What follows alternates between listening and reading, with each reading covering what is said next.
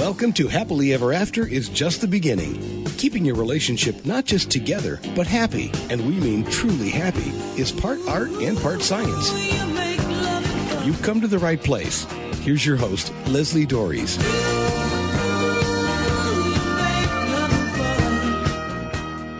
Listeners, I would like you to take a moment and focus on the word men. I don't want you to think about a particular man, but the gender as a whole. So what comes up for you when you think of that word? How much of what you thought of was positive?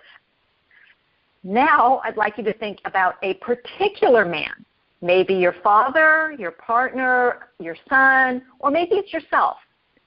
How much of what you identified for the generic men match what you identified for that particular man in your life? We want men to be open, caring, supportive, and involved. But do we really make the space for them to do that? And what would that look like if we did? So Life and Relationship Ninja, Brian Reeves, is here to tackle what is missing for men to be able to step into their full selves. So, Brian, thanks so much for being on the show and talking about what I think is a really both important and timely topic of conversation. Yeah. Hi, Leslie. Thanks for having me on. I'm excited to be here and talk about this specifically. Great. So what prompted me to contact you was you wrote a blog post entitled, Men Need a Safe Place to Feel, and in parentheses, you have angry. So anger actually has traditionally been the acceptable emotion for men to express. So can you explain what's missing for them around feeling anger? Yeah, well, I really understand why you would say that that anger has been the safe emotion for men to express. I can see that there's you look at the Kavanaugh hearings, for example, where here was a man whose anger, in one sense, electrified his supporters. He was justified in his anger. His anger is what kind of got him through the process. But then, on the other hand, you had a whole world of people who said that's bullshit. He has no right to be angry. I think the key word that I wrote in that blog is men need safe places to feel angry, because what happens is, yes, anger is the go-to emotion for men, but it's never been a safe emotion for us or for other people. Feeling anger usually means somebody's going to get blasted, either someone else, the one in front of me, or I'll blast it on myself. I will just swallow the anger and I will blast myself on the inside. And so what I wrote this article for, and what I do in this particular work, is help men create containers within which we can feel our anger. Containers meaning certain spaces within which nobody is going to be the brunt of our anger, including ourselves. And, there's this other idea, Leslie, that, and I get this as well, that, men don't have any right to be angry because we're the oppressors. We run the world. What the hell do we have to be so angry about? It's women who should be angry, or maybe black men, they can be angry. Minority men, everyone else gets to be angry, but, especially white men, what the hell do you guys have to be angry for? You're running the show. And I get that also. Mm-hmm. But being human is infuriating. There's so much injustice in any human being's life. There are so many things that happen that we don't want to have happen that way. None of us are in control of the outside world. I mean, all of us are experiencing heartbreak on a daily basis in one form or another. I think, when I wrote this article and doing this work, I'm not saying that no one else has a right to be angry, just men. What I'm saying is really that if we are going to have a safer and more humane world, that everybody really needs safe places to feel and express their anger where no one gets hurt. And especially, I think men, what happens when we what happens when we men don't have those safe places to express out our anger, well, we do take it out on the world, on our intimate partners, on traffic, on the person who just cut us off, or we take it out on ourselves and we beat ourselves up on the inside, which causes us to shut down and not really be fully present with the world. So that's really where I'm coming from with that article. Yeah, and I really love that because it's we all are emotional creatures. It's part and parcel of our biological design, which, there's a whole lot out there that, emotions aren't particularly useful. Think of, the Spock character in Star Trek where, emotions are illogical. Yeah, that's right. Yeah. And they're not illogical in my view. They're just not clean. There's because I don't know if the reason why they're not clean is because we're not really allowed to express them. But it comes from the time we're little kids. I mean, granted, I'm a woman, and this is, and this was something that came from my dad, and I think he was just uncomfortable with emotions, and because, he actually would say to me and my two sisters, if you don't stop crying, I'll give you something good to cry about. And I'm like, right. If we're crying, we think we have something good to cry about, or if we're angry, there's a reason for it. Right. I always love this, and it's what happens to little boys, about, you got to man up, and if you cry, you're a sissy, and all these other ridiculous things that, or women, if they cry, they're hysterical. It's like, oh my gosh, can we stop this? But I think it really comes from this place, and it's talking about this safe space that you mentioned, is where is it that we can go? Where is it that it's safe to experience and express? Because we can experience the emotions anywhere, but a whole difference in expressing them. Sometimes even just expressing them to ourselves. Well, and this is what I use this word containers. We need to create containers for this. And my big vision is that we have just now, like we have yoga studios and gymnasiums, gyms workout gyms where you can go and work out. You can go having anger studios or emotion studios where we can go and work these emotions out of our bodies, where we can feel our bodies. What I did with these in that article, I shared a story about the retreat, the men's retreat that I was leading, and I had 7 men in the woods screaming out their rage, but doing it in a way that didn't hurt themselves, didn't hurt anyone else, and didn't hurt the environment, but really being with their anger. It wasn't the greatest container because had some hikers come along, it would have been terrifying for those hikers. They wouldn't know what the hell we were doing.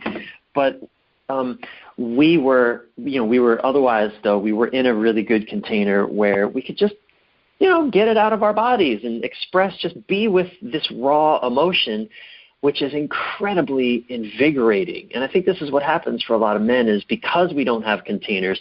Look, you could sit in your car and do what's called a primal scream. Don't drive the car, just sit in the car, or if you have a garage or just a room in your house, but where you can really allow yourself to feel your anger. Because what happens for a lot of men is when we don't allow ourselves to feel it, it will come out one way or another, or we'll shove it down, and it will cause dis-ease and sickness, or just complete lack of presence within our relationships and our work and our lives, if we don't have healthy ways of moving that energy through our bodies. Well, and I think that's a really important thing. And by the way, sign me up for that emotion, Jim. But this is what I think people don't understand, is that emotion doesn't go away. It will find a way out, like water going down a hill.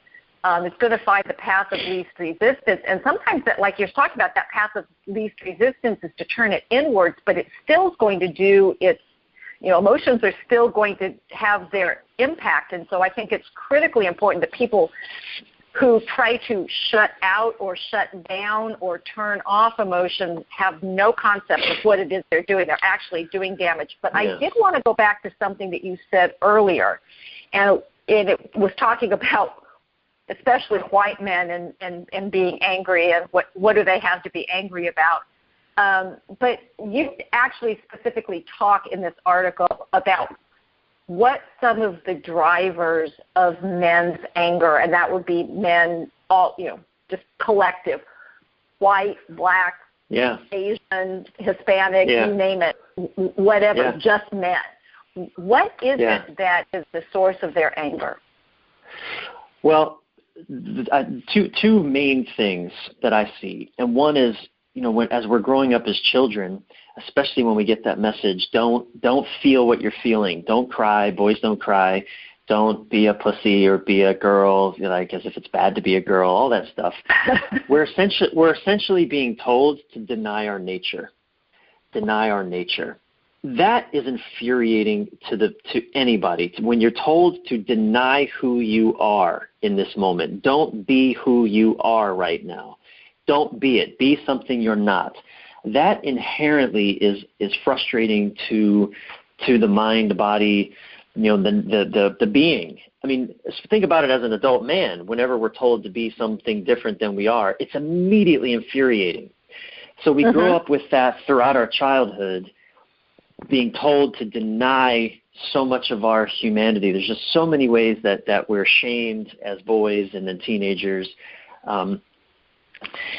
There's that. And here's the other part.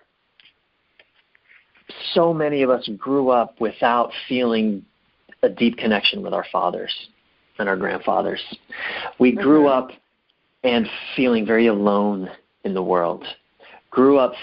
Now here we are. Our mothers can't teach us how to be men. Our mothers can raise us to be kind, to be good citizens, to be good people. But a mom can't model for a young man what a man is and what a healthy man is, what a mature, heart-connected, and powerful man is.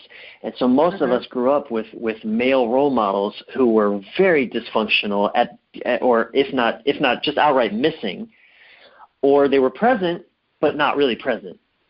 And so because they were locked in this same pattern. They were generational. Of course, it's been handed down for generations. And so this is fucking infuriating. I'm 45 and it's just been the last few years that I also have really been understanding the depth of pain and anger and sadness that, I'm a white man. My dad left when I was 4, although he was still kind of in my life. He separated from my mother when I was 4 years old, and he was mostly missing for the next 15 years. And that's so upsetting to not have your father be present. And then even as an adult, knowing that, my father's never been a man. He's a wonderful person. He's got a good heart. But he's never been a man that I've felt like I can really trust for wisdom. He's never been a man that I felt like who could really show me the way to stepping into my own manhood. And a lot of men get caught in this dilemma with their fathers, where the father is still trying to sort of assert his own manhood, and he sees the son as competition, or the father just doesn't give a shit at all about how his son evolves and grows, and so he's just checked out of the conversation altogether. In either case, the result is a young man who's going to feel either oppressed or completely neglected, and either of those, again, are infuriating for a man. Well, and it's also interesting because then there's the other option of living through their sons, that the things that they weren't able to accomplish, then they want their sons to do, which again is denying their son the opportunity to be their own person. But I really like the concept that you have about what this is about finding a mentor, a model, and I think that that's supported by a lot of the research into the importance of intact two-parent households and or the active involvement of the dad or a male figure to provide that emulation, to provide that, what I call kind of putting the bumpers on so that people don't spin out of control. There's somebody there, like you talked about, to contain in a healthy way. Yeah. I definitely believe that a child needs examples of what is especially a child who has a penis, I believe, is deeply served by having the presence of another human being who has a penis, who can help them. And again, it doesn't have to be a father. It could be an uncle. It could be a grandfather. It could be a friend of the mother. I mean, there's all kinds of ways. It doesn't have to be the same person, and it won't be the same person. I mean, I think that's one of the things that we've lost in the modern age is, back through history, we lived in villages, and so there were all kinds of men with all kinds of relationships to us that helped us, kind of helped show us what a man is. And again, I don't want to romanticize the past. I don't think men were any more sort of hard connected and generous of spirit than they are today. But I think today there's a unique absence in a man's upbringing, in that, dad, we don't work the farm with dad anymore. We don't spend all day working the fields with dad. What we do is, dad goes off to work and we don't see him for most of the day. Sometimes, if he travels, we don't see him for weeks or days at a time, or if they get divorced, we don't, same thing. And so we do largely grow up missing, even in school, most teachers are women. Maybe the principal, that in the hierarchy of things, the sort of the leadership tends to be male, but that's not who we're having daily contact with. It's with our teachers, who are women, and there's nothing wrong. It's beautiful, and this absence matters to young boys. And I need to tell a story. And if my son listens to this, he will kill me.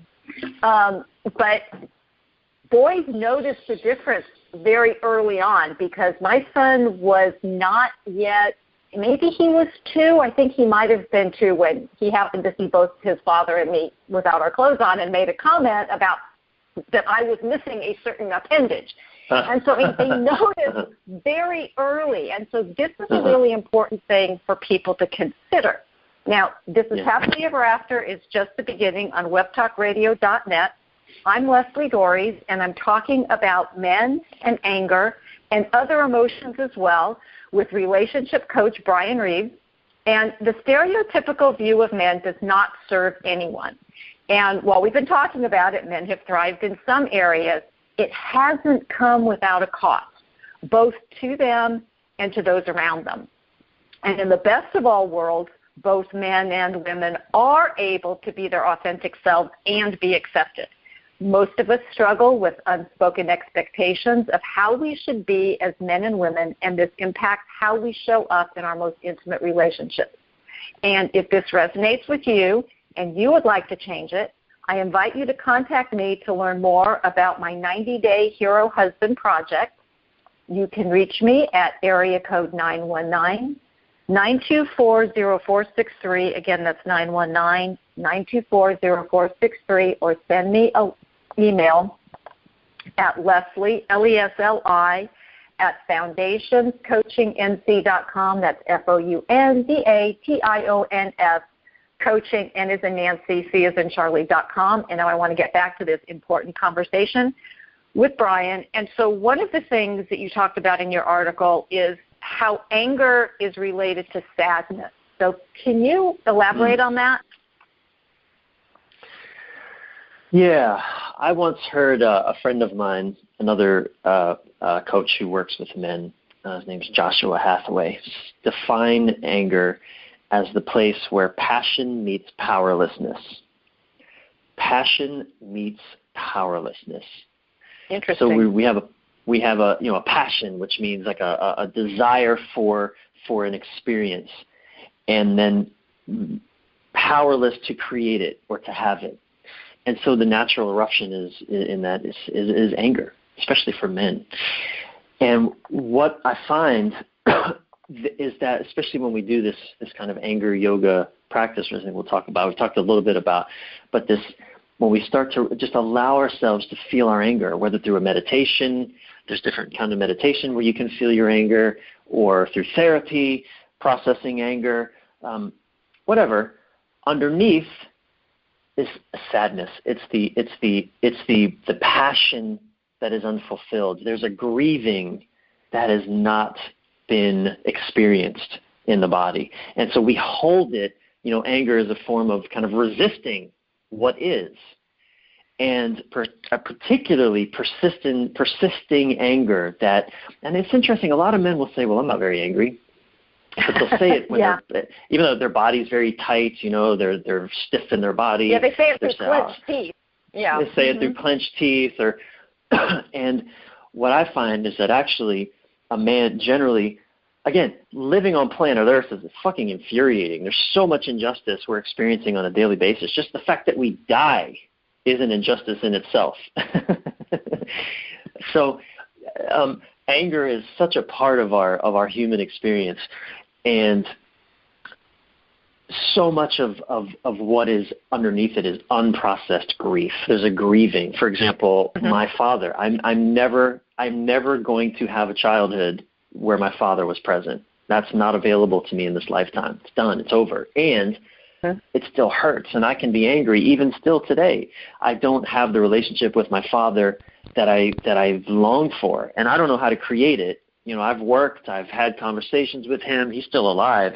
He just doesn't, that for whatever reason, it's just not turned on in a way that really that works for me. And I can just say, yeah, fuck it, I got other things to worry about. Let me just do this other stuff over here. I ain't got time for him. I just won't call him. I can do that and shut down to my anger, but my relationship is going to feel that. My partner is going to feel my shutdown, and that's not good for my relationship.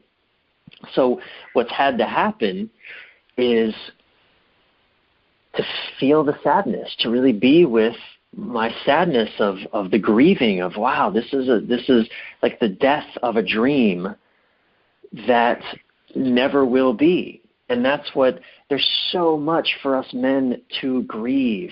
I remember selling a truck just a couple of years ago. I sold a truck that had carried me and five of my friends around the country for a year. I was managing a band, and we had this magical experience traveling all over the United States and Canada, doing these concerts and performing. It was an incredible, we had a dream of obviously like any band of being the next big thing in the world. And we were doing this beautiful spiritual music, and we had some amazing success. And then the band broke up. And then a couple of years went by. That truck took us to Burning Man 3 times. It got me from Miami to California. I slept in that truck at times when I had nowhere else to go. I made love to my fiance in that truck. There's just like so many experiences in that truck. And then one day I had to sell it because the air conditioner broke down, and it was going to be too expensive to pay to fix it than the truck was even worth. And Leslie, the day I sold that truck, I cried like a baby.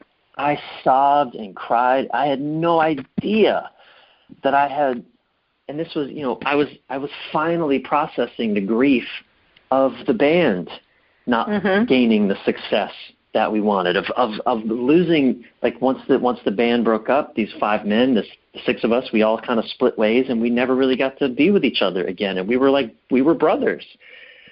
And it's a huge loss. I mean, just your sharing that, I'm feeling the loss, and that's something that we all feel. Whether it's over a truck or a pet or a relationship, or like you're talking about, grieving the relationship you're never going to have with your dad. I mean, these are real things that we need to allow to happen, because they're not going to disappear. They're going to go underground, and then as soon as there's like a little, it's like the little hole in the dike, there's a little place for them to come out. They come out, and they come out in completely unrelated and uncontrolled and it's like, what the heck was that? And as opposed to really creating that place. So, God, I would love to stay with this, but so is this what anger yoga is? Is this what your concept of anger yoga is about? Because I love you talking about being mad, doing angry meditation, and I'm thinking that seems to be a little oxymoronic, but I don't know about that.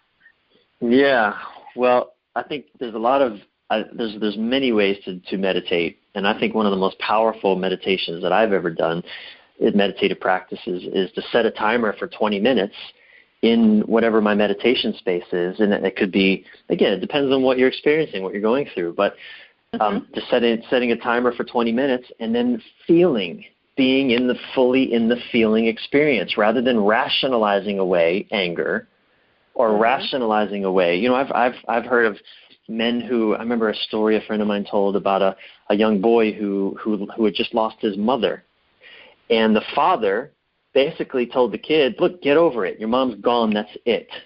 Deal with it. We need to deal with it and move on. And so creating the space, that just hurts to even hear that. And yet it's so common. It's just so common. And that's the big stuff. Even the little stuff. Like I had no idea, my band breaking up. Again, most men will just say, well, look, it's over. It didn't work out. On to the next thing. Rather than processing the sadness, the frustration, the anger. One place that I find is a good place to feel anger is in the shower. In the shower, just doors closed, water's running. Maybe you had a rough day at work, or maybe you're, pissed off at, I don't know, something. Could be maybe an ex-partner, maybe, again, father or mother, or God only knows what. There's all kinds of things. Yeah, it doesn't really matter. That's what you're feeling. It doesn't really matter.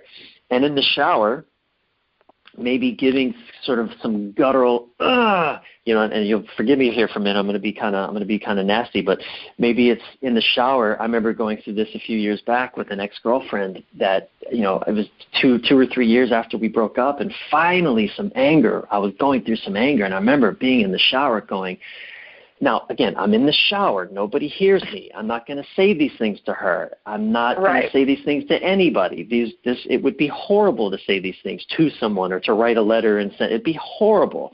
That's not the intention of this. The intention of this is to just get the ugliness out, if you will. It's not spiritual. Yeah. It's not kind. It's kind in the sense that I'm not actually doing it to anybody. I'm just having a moment to be kind of my primal, nasty, angry self. And just in the shower, like, fuck you, God, fucking damn it, I can't believe you did that shit to me. And kind of, again, it's an intentional practice of just knowing that it's not about whether this is true or not. I'm just expressing an anger that is present, and I went through that with that ex-partner. Again, she was nowhere in the scene. Just what was coming up was related to that. And I went through that maybe for about a month. I did it maybe 4 or 5 times over the course of a month when I would feel it in the shower. And wow, it was so invigorating. I remember really feeling like, okay, I'm not angry anymore. I didn't have to get closure with her. I didn't have to prove anything to her. I didn't have to, get an apology from her. It wasn't about her. And that's the thing, is so much of our anger, we think that we need someone else to do something so that we can feel not angry anymore. I need dad to call me more, or I need dad to get out of my way, or I need my wife to be more agreeable, to stop being so difficult, to stop making up problems that don't exist.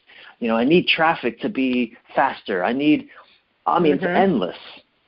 And that's a moving target that we're never, ever, ever gonna land. There's no place to land that plane. So rather, this practice gives us a venting for our upset, for our anger, so that as we do this, Now, when I come back and see my partner, I'm not carrying all that, so I can be more fully present with her.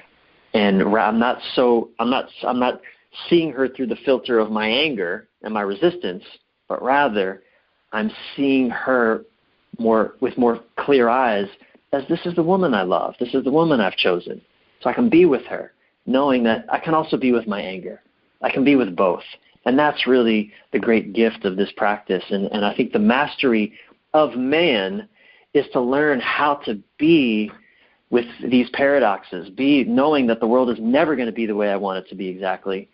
And that's going to hurt, and still I can show up and be a loving, full presence anyway. I was going to try to add something, but I don't think there's anything to add to that, because that is just absolutely brilliant.